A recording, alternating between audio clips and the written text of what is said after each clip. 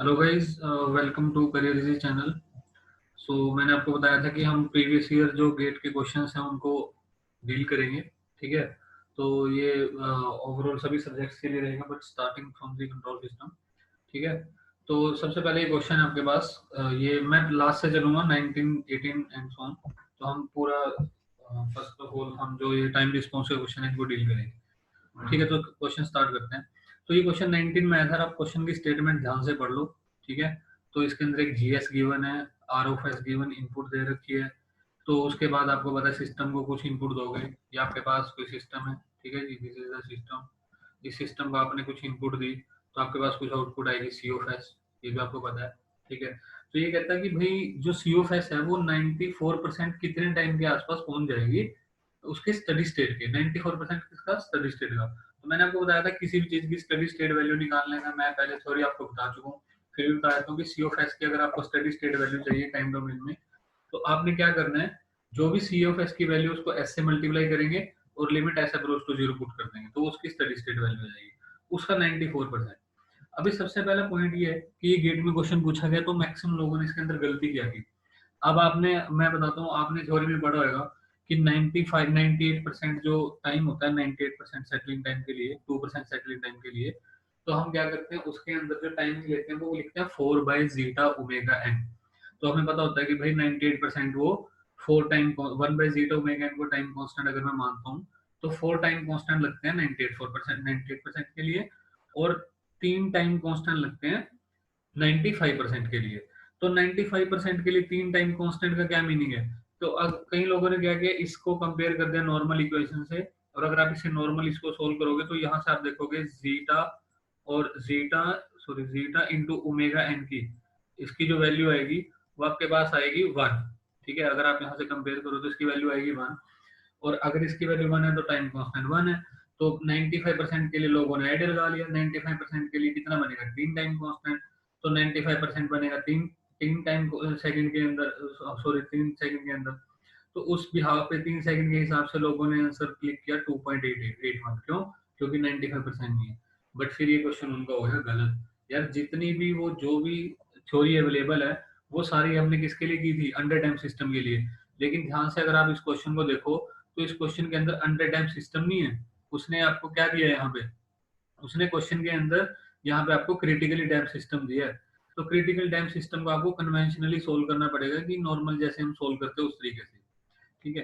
तो मैं बता, मतलब ये तो क्वेश्चन है। अब मैं इसको बताता हूँ कि आपने क्वेश्चन कैसे करना कैसे था ये। ठीक है जी। तो ये हमारे पास इसका ऐसे सॉल्यूशन है। एक एक सेकेंड। हाँ, ठीक है। तो ये आपके पास इसका क्या है, ये सॉल्यूशन है। तो एक सेकेंड, इसको मैं इरेज कर देता हूँ पहले, ये सारा जितना भी था। ठीक है। तो अभी हम क्या करेंगे, यहाँ से अगर आप देखो जीओफएस आपको गिवन था। ठीक है जी। जीओफएस गिवन है, आर ऑफ एस गिवन है। तो आर ऑफ एस गिवन है तो आपके पास सी ऑफ एस इतना आ जाएगा। तो मैंने क्या किया, इसकी स्टडी स्टेट वैल्यू निकाल दी। स्टडी स्टेट वैल्यू आ गई 1। उसके बाद जो सी ऑफ एस था वो इन दोनों का मल्टीप्लीकेशन था। ठीक है। यहीं से हमने इसकी स्टडी स्टेट वैल्यू निकाल ली है, क्योंकि जब आप इसको एस से मल्टीप्लाई करेंगे कट जाएगा, यहाँ भी जीरो पुट करेंगे तो 1 आ जाएगा, वो तो आगे स्टडी स्टेट वैल्यू। अभी बात कर लेते हैं कि सी ऑफ एस को ऐसे लिखने के बाद मैंने क्या किया, इसके पार्शियल फ्रैक्शन कर लिए।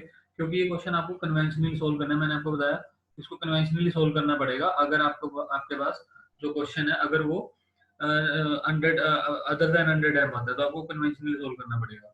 तो यहाँ पे फिर हमने पार्शियल फ्रैक्शन लगाए। ठीक है। आई होप कि आपको पार्शियल फ्रैक्शन करना आता है, बट इन केस अगर आप में से पार्शियल फ्रैक्शन अगर आपको नहीं करना आता तो आप मुझे बता सकते हैं।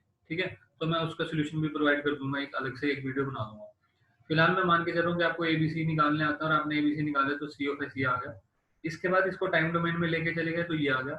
और हमें पता, मुझे निकालना है कितने टाइम के बाद वो 94% बना। तो ये सी ऑफ टी था, तो सी ऑफ टी की वैल्यू रखती है यहाँ पे और इसको लिखते हैं 0.94, ताकि मुझे पता चल जाए कि सी ऑफ टी की ये वैल्यू जो है, सी ऑफ टी ये जो है ये 94% कब बनेगा। ठीक है। तो 94% मतलब 0.94। तो अगर आप, और ये इस इक्वेशन को ना आप सोल्व नहीं कर सकते, ये ट्रांसडेंटल इक्वेशन है। ठीक है। मतलब ये शायद ऐसा कुछ ही होता है। ठीक है। मतलब पॉइंट ये है कि इसको न्यूमेरिकल मेथड से हम लोग सोल्व करते हैं, नॉर्मली हमारे पास इसको सोल्व करने का कोई मेथड अवेलेबल नहीं है। तो सिंपली हम क्या करेंगे, ऑप्शन से चेक करेंगे। तो 4.5 जब आप टाइम इसके अंदर पुट करोगे तो ये इक्वेशन क्या हो जाएगी, सेटिस्फाई हो जाएगी। ठीक है, तो ये पहला क्वेश्चन था। अभी हम दूसरा जो क्वेश्चन डील करेंगे वो ये है, इससे ऊपर चलेंगे अभी। ठीक है, क्वेश्चन नंबर 35। तो आप इस क्वेश्चन को पहले पढ़ लो। ठीक है, क्वेश्चन है the open loop transfer function GS दे रखा है आपको, where P is an integer is connected in unity feedback configuration. ये सिस्टम दे रखा है आपको, जी ऑफ एस गिवन है, और क्वेश्चन आपसे पूछा गया है given that the steady state error is zero. तो इस सिस्टम के लिए स्टडी स्टेट एरर जो है वो जीरो है। यहाँ से कुछ इनपुट दी, तो फॉर यूनिट स्टेप अगर मैं स्टेप इनपुट लगाऊंगा तो स्टडी स्टेट एरर जीरो बता रही है, और 6 आएगी जब रैंप लगाओगे। ठीक है, ऐसे दिया 6 फॉर यूनिट रैंप, तो जब मैं रैंप लगाऊंगा तो 6 आएगी। तो आपने बताना पी की वैल्यू कितनी है। यार एक चीज क्लियर है कि आपके पास स्टडी स्टेट एरर जीरो है, इसका मतलब सिंपल है कि इसका जो टाइप है वो जीरो से बड़ा आएगा, 1 2 3 कुछ आएगा। डन। क्योंकि आपको पता है स्टडी स्टेट एरर अगर स्टेप दे रहा है तो उसका जो ऑर्डर है वो, सॉरी, उसका जो टाइप है वो 1 2 3 कुछ भी आ सकता है। लेकिन फिर इसने ये दिया कि जो यूनिट रैंप है उसकी वजह से जो एरर है वो 6 है। और आपको पता है रैंप कब एरर देता है, जब टाइप 1 होता है। तो सिंपल सी बात है यार, यहाँ पे पी की वैल्यू कितनी आ जाएगी, 1, क्योंकि ये टाइप 1 सिस्टम है। ठीक है, समझ में आ गया। अभी हम क्वेश्चन नंबर 34 देख लेते हैं इसके बाद। ये क्वेश्चन नंबर 34 आपके पास। ठीक है, इसको हटा देते हैं एक सेकेंड। ठीक है, इरेजर से इसको हटा देते हैं। ठीक है, क्वेश्चन नंबर 34 ये रहा। For the unity feedback control system shown in the open loop transfer function GS is given है। ये आपको जी ऑफ एस गिवन है। आपने बताना है steady state error find out करने किसके लिए, स्टेप के लिए। तो यार आपको बताइए कौन सा टाइप का सिस्टम है। अरे यार ये टाइप 1 है ना। अगर ये टाइप 1 है तो स्टेप सिस्टम कितनी एरर देगा, जीरो, खत्म। तो इसका आंसर कितना आ जाएगा, ए। फिर भी शायद मैंने ये सोल्व किया है अलग से, मैं आपको दिखाया तो ये देखो। अदरवाइज आपने ये भी पढ़ा होगा कि स्टेप के लिए जो एरर होते हैं वो होते हैं 1/1 + kp।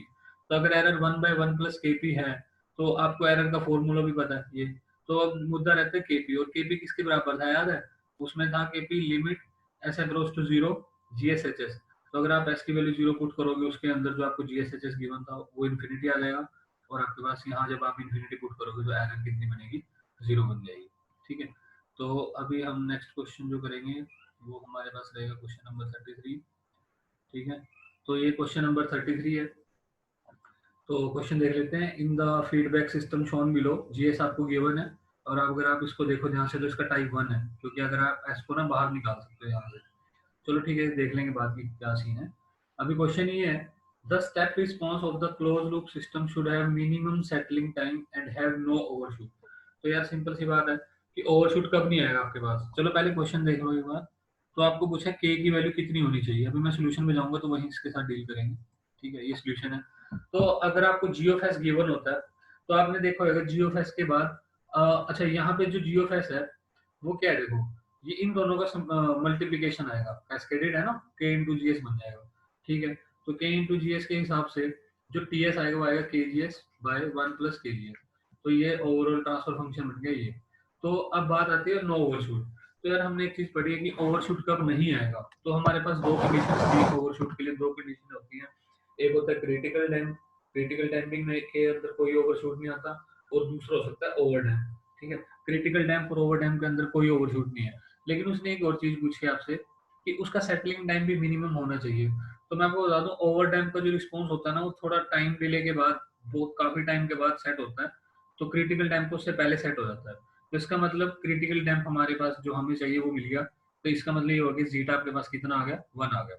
तो अगर आपके पास जीटा 1 आ गया यहाँ से, ठीक है, तो ये आपके पास अगर जीटा 1 आ गया तो इसका मतलब ये हुआ जीटा 1 के कोरस्पॉन्ड अगर मैं कंपेयर करूँ तो यहाँ से इसको मैं कंपेयर कर दूंगा किसके साथ, 2 को। इसको मैं कंपेयर करूंगा 2 जीटा ओमेगा एन। याद है आपको नॉर्मल इक्वेशन क्या थी, स्टैंडर्ड इक्वेशन होती है omega n square divide by s square plus 2 zeta omega n s plus omega n square. तो कंपैरिजन से यहाँ से हमें जीटा 1 पता पहले थी, तो 2 से 2 कैंसिल और ओमेगा एन 1 आ गया। और अगर आप यहाँ पे देखो तो ये के किसके बराबर होता है, तो ये के बराबर आएगा ओमेगा एन का स्क्वायर। ठीक है ना। तो यार अगर आपके पास ओमेगा एन ही 1 है तो आपके पास के भी कितना आएगा, 1 आ जाएगा। ठीक है, तो ये इसका फुल सॉल्यूशन था इस क्वेश्चन का। नेक्स्ट क्वेश्चन डिस्कस करते हैं, क्वेश्चन नंबर, अच्छा पहले इसको जरा देख लेते हैं क्वेश्चन नंबर। ठीक है, यहाँ पे क्वेश्चन नंबर पढ़ लेते हैं हम लोग 33 के बाद। एक सेकंड, ठीक है। अभी ये क्वेश्चन नंबर 32, ठीक है 33 कर ले 32। The open loop transfer function of a system control system is given by, ये आपको जीएस गिवन है सॉरी, और यूनिटी फीडबैक तो एचएस1 है। For the peak overshoot of the closed loop system to a unit step input to be 10%। तो आपको percentage MP की वैल्यू गिवन है 10%। तो आपको फाइनली उसने क्या पूछा, के की वैल्यू पूछी है। ठीक है, क्वेश्चन आपने ध्यान से पढ़ लिया। तो अभी हम इसके सोल्यूशन की बात कर लेंगे। तो ये इसका सोल्यूशन है कि जी ऑफ एस आपको गिवन था, परसेंटेज एमपी आपको गिवन है 10। ठीक है, और टी ऑफ एस कितना बन जाएगा यहाँ से, अगर मैंने आपको बताया भी था उसके अंदर कि अगर आपको जी ऑफ एस गिवन हो तो आप T of S directly find out कर सकते हैं। कैसे, न्यूमिनेटर के अंदर ऊपर न्यूमिनेटर को एज इट इज, नीचे डिनोमिनेटर के अंदर, डिनोमिनेटर में क्या आएगा, ये चीज प्लस न्यूमिनेटर। ये तब है अगर आप एच ऑफ एस क्या रखोगे, 1 रखोगे। ठीक है, तो टी ऑफ एस की वैल्यू आपको दे रखी है। तो मैं क्या करूंगा, टी अगर मैं यहाँ से कंपैरिजन करता हूँ, अच्छा फिलहाल आपको पहले तो एक चीज मैं बता दूं आपको, जब भी आपको परसेंटेज ओवरशूट गिवन है, परसेंटेज ओवरशूट का डायरेक्ट रिलेशन होता है आपके पास जीटा के साथ। तो सबसे पहला काम हमारा जीटा निकालना होता है। ये वैसे मैं आपको पूरा वैसे मैंने यहाँ से निकाल दिए, ये इक्वेशन मैंने आपको जब थ्योरी पढ़ाई थी तब बताई थी। परसेंटेज ओवरशूट का फॉर्मूला होता है ई की power minus pi zeta divide by under the root 1 minus zeta square, जिसको मैं कोट फाइव लिखता हूँ। अगर आप किसी को यहाँ पे कंफ्यूजन है तो वीडियो में देख ले। अब मैं आपको एक बार, वैसे तो मैंने वीडियो में लास्ट टाइम जो सिलेबस सॉरी थ्योरी डिस्कस की थी तो वहां पे मैं बता चुका हूँ। फिर भी मैं एक बार आपको बता देता हूँ कि इसको कैसे आपने क्या करना है, सोल्व करना है इसको। ठीक है, तो ये मैं एक सेकेंड यहाँ पे कैलकुलेटर थोड़ा शेयर कर लेते हैं। ठीक है, ठीक है, कैलकुलेटर शेयर